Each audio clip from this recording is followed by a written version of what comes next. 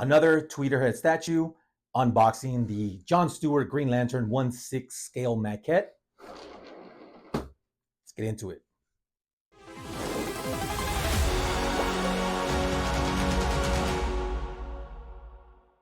Hello YouTube, Axiom Man here once again, and in blackest night, in brightest day, I got my Green Lantern ring on.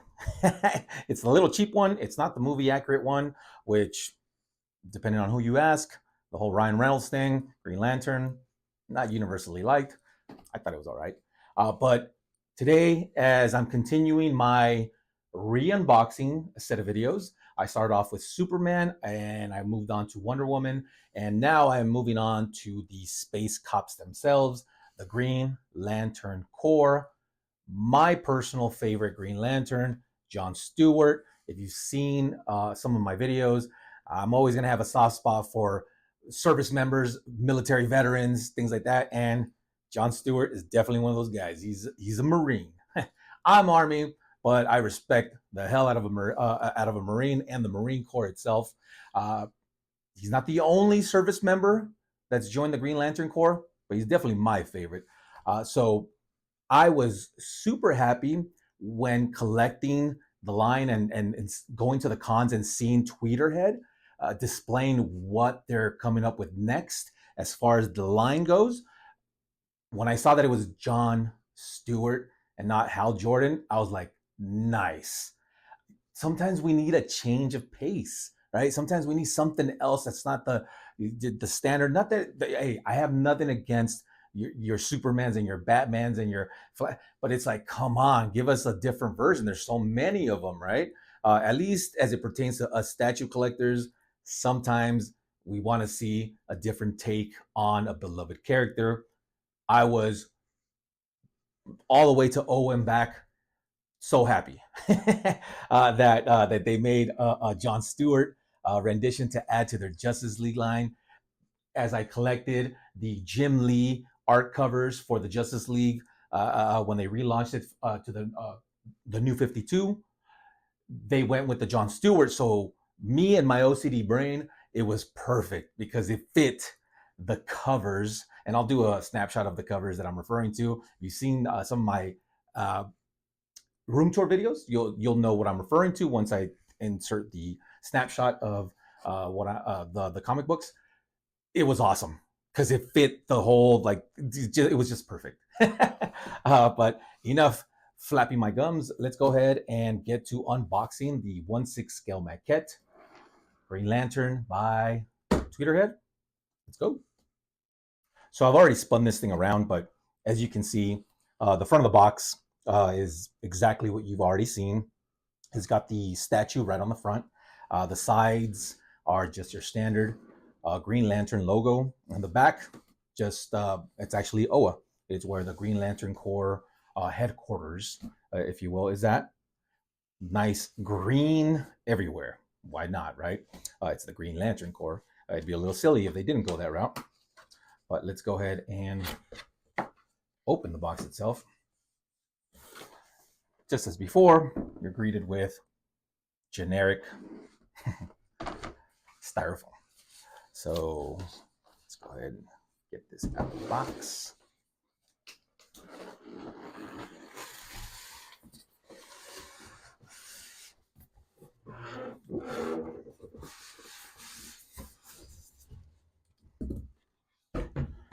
Give me Titanic vibes over here. The sounds that the styrofoam makes. Okay, so as before, if you haven't watched my Superman or Wonder Woman by Tweeterhead statue unboxings, I encourage any viewer to watch those. But I will still repeat myself as it pertains to this. Some of the boxes actually tell you how to open it, meaning that it'll say top or it'll say bottom, so that you know how to cut the tape and then take the top off and then put the bottom on the bottom. This one does not. This one simply has the Tweeterhead lettering here and logo etched into the styrofoam. So it's kind of telling that that is the top. I've already cut the tape because, as I mentioned, this is a re-unboxing. These statues have already been displayed, but I wanted to showcase some of my collection and show everyone what it looks like when it was still in the box. Voila. Let's take a look at the contents. Okay, same as before. You have the box, which has the mold in order to prevent any breaking off of pieces during shipping. But this is what the contents looks like. Everything's covered in plastic. Once again, I'm going to keep referring back to the Superman and the Wonder Woman videos. Sometimes they come in this plastic. Other times they come in that wax paper type of thing. I don't know why. Maybe someone can let me know in the comment section why sometimes they go with like that wax paper thing and sometimes they come in plastic like this. I have no idea. And I know I could probably Google it and there's things out there, message boards and all that, but I mean, I'm asking it right now because it occurred to me. So let's start off with the base. I have to be careful with this one because being a maquette, it is a dynamic base, meaning that it's not just a flat base. It does have, story to tell, and it does have, a nice cool feature. In this case, it is the broken yellow lantern with that smoke coming out. And this is a little loose just because, well, it kind of came like that, but also for me repackaging it and doing things like that, moving around. So I have to kind of be careful, but I love the fact that it's got that, it's almost like it's bleeding. So you got a little bit of that yellow lantern blood and you can clearly see where the foot will peg in. But looking at the bottom part, there you have the Jon Stewarts Green Lantern 1/6 scale maquette. I have number 388 of 450. I always dig the way these look, and yet knowing that you're never going to see it unless you do an unboxing video, as I'm doing, because it's always going to obviously, stay flat. Okay, so we got that. I'll move this over. Now let's go with the main torso.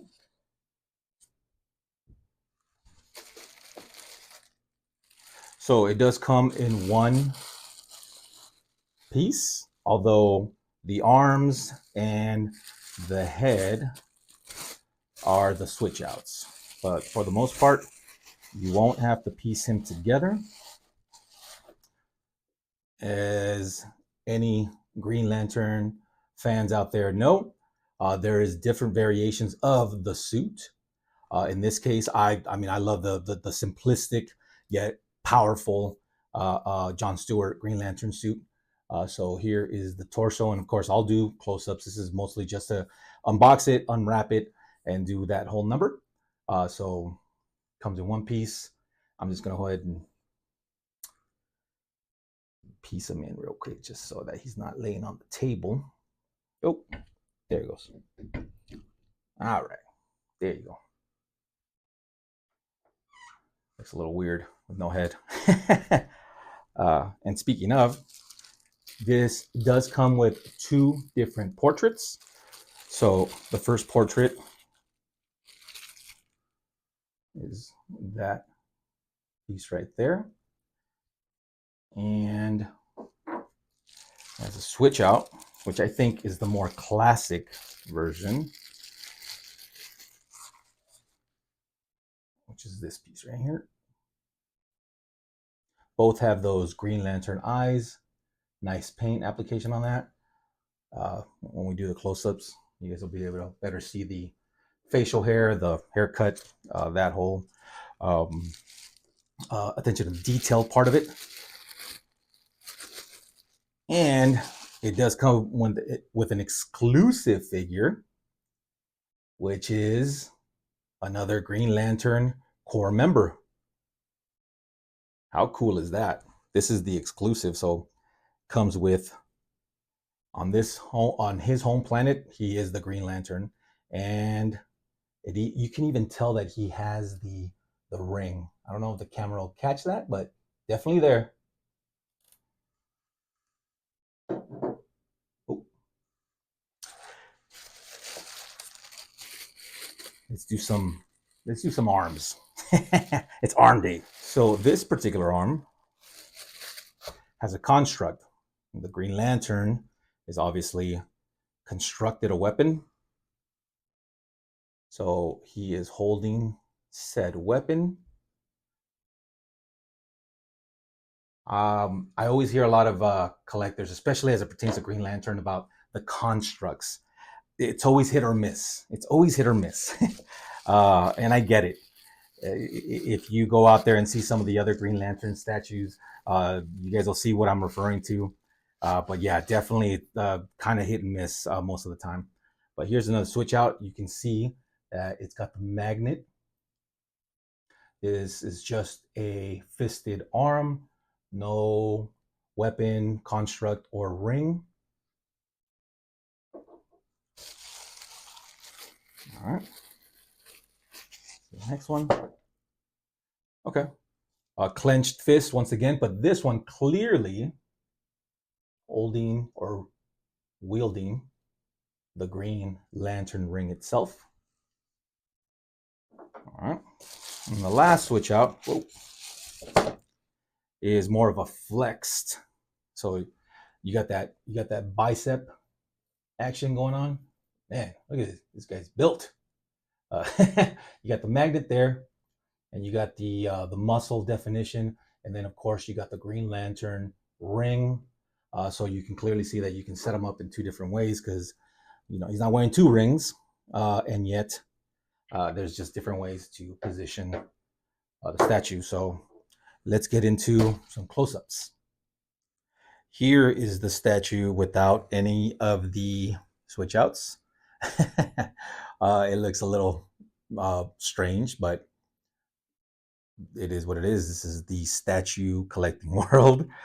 They have switch outs sometimes, but I did want to look at the base here. So take a look at that yellow lantern and the way that it's just destroyed.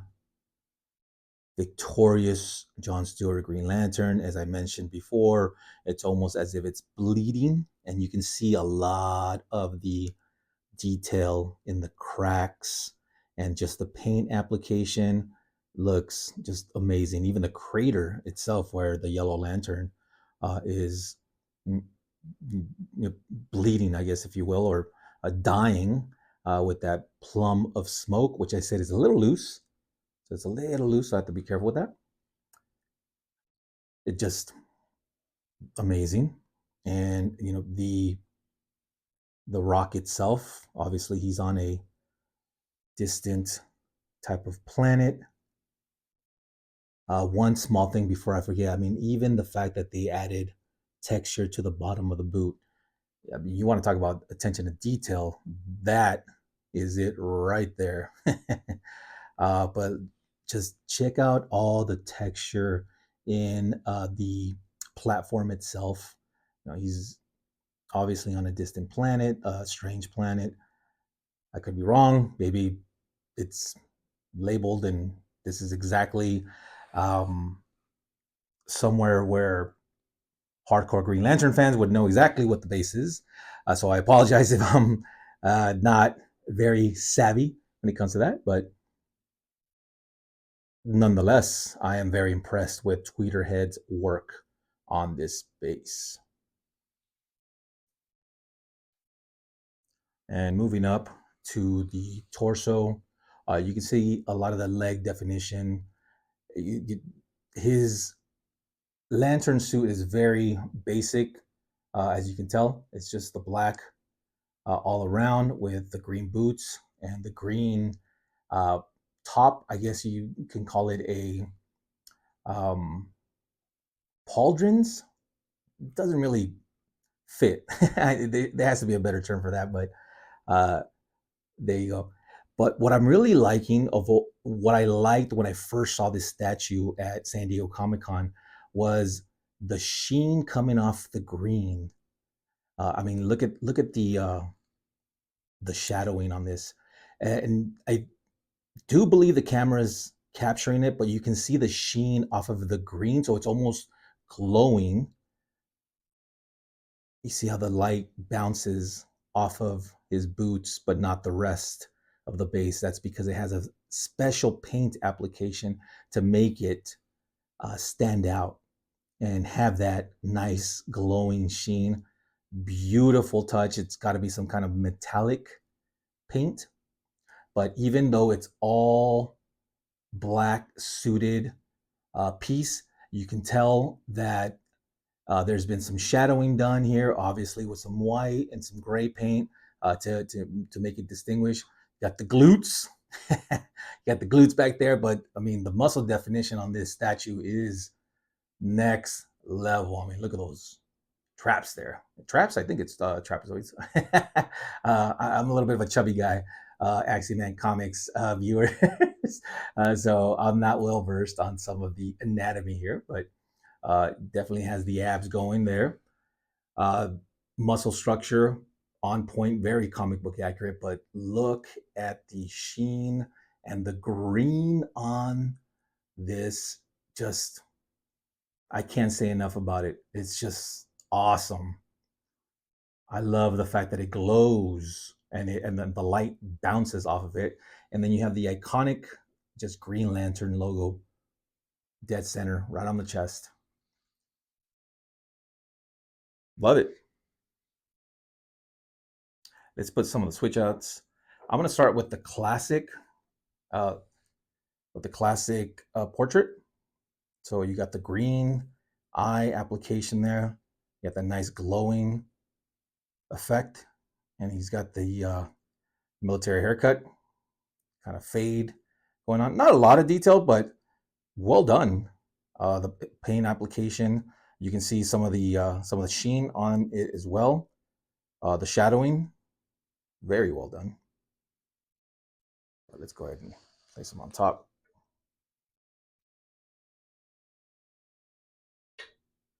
There it is. Oh, magnet, just so I can capture that on camera. Very striking.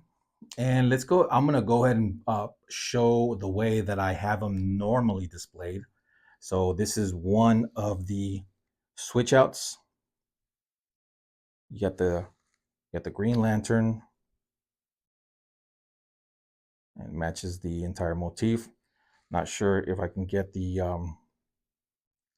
Green Lantern ring itself. I'm trying to get it to focus, but there, I think that kind of captures it. But let's go ahead and put this. Oh, actually, no, this is one of the switch outs. So let's go ahead and put this on him.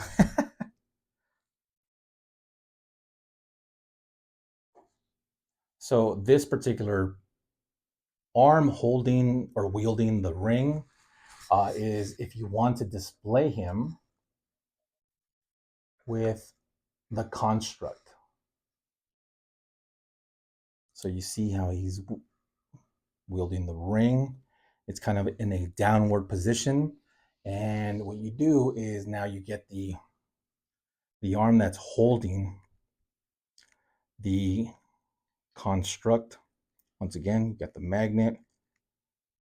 You got detail on the construct itself. Ooh, I chipped it. I don't know if I did that or it came like that. Just notice this. You see that? It's okay because I'm not going to display it with the construct. It's a cool looking weapon, but I like the way he looks on the box. So there you go. So let's go ahead and put this on the piece. Let me go ahead and, you know what? No, I can't do that. Okay, so let's go ahead and get this on him. I do believe it's supposed to go kind of facing up.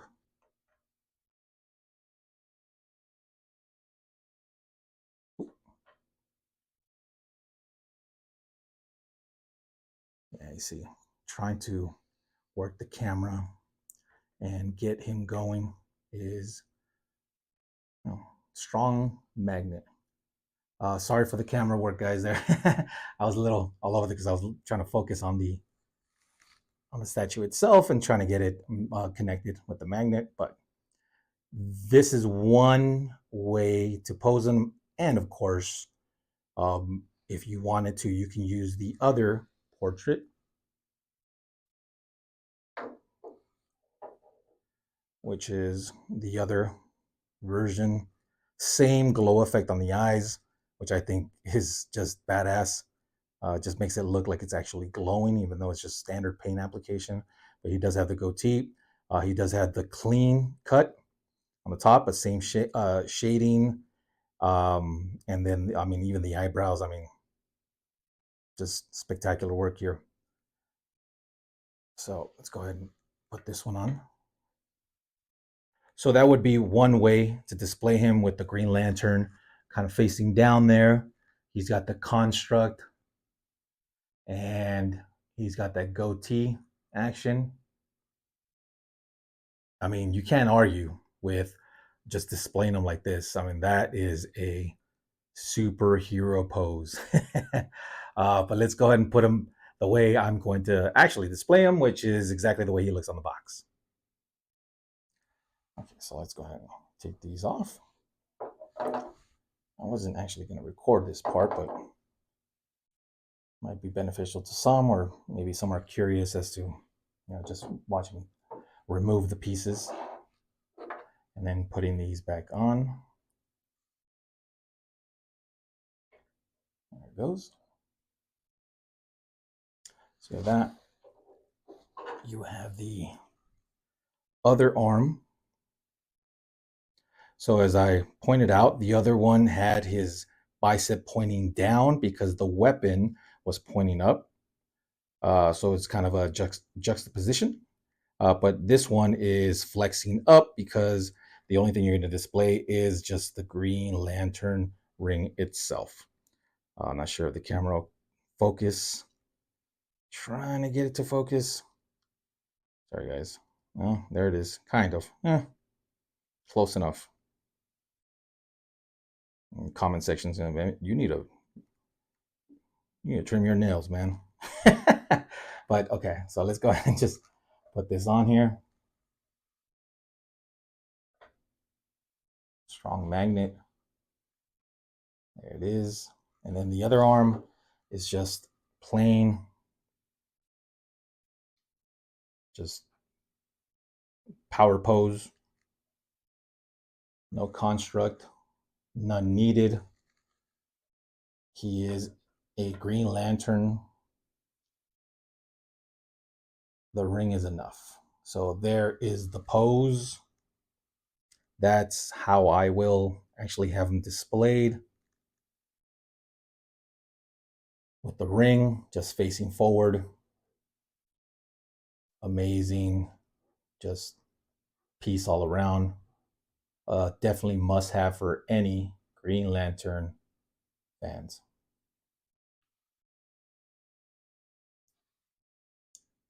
And I would be remiss if I didn't mention Chip. Not CHIP, but CH''P. That is the name of this character. Admittedly, I had to look him up. I am not that well versed with a Green Lantern. My brother, who I call Bionic, is a huge Jeff Johns Green Lantern fan of The Blackest Night story. He's always telling me to read it. I will eventually get to it. But this is a squirrel-like alien. I forget his race. It sounds like Leviathan or something like that. I don't know. It's with a weird apostrophe. There's nothing on the bottom, but this is just a companion piece to the Green Lantern. I do display him just because it's a awesome conversation starter, because people are wondering like why there's a squirrel in a superhero costume. If you're a Marvel fan, you have Squirrel Girl, but she is humanoid, whereas this is an actual just squirrel. Very kid friendly in the comics, I'm told, but He's got that ring and just cool. It's a cool little piece. It's a cool side piece to go alongside when you're displaying your core members. Okay, so let's do the measurements. So we are looking from base to top. You're looking at about just a little over 16 inches, like 16 and a half, I would put it at. Yeah. So about 16 and a half for display purposes. The base is measuring at about 8 inches across.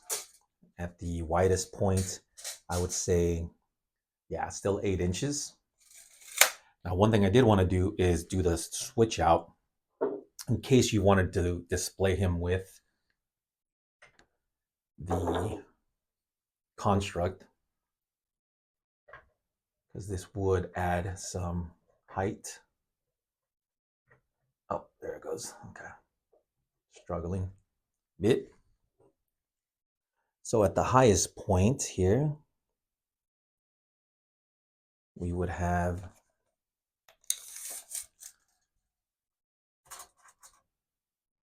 okay, so you're looking at about 19 and a half inches to the tallest point if you displayed him with the construct. So for purposes of your space and how you plan to display the Green Lantern Maquette, Jon Stewart, there you go.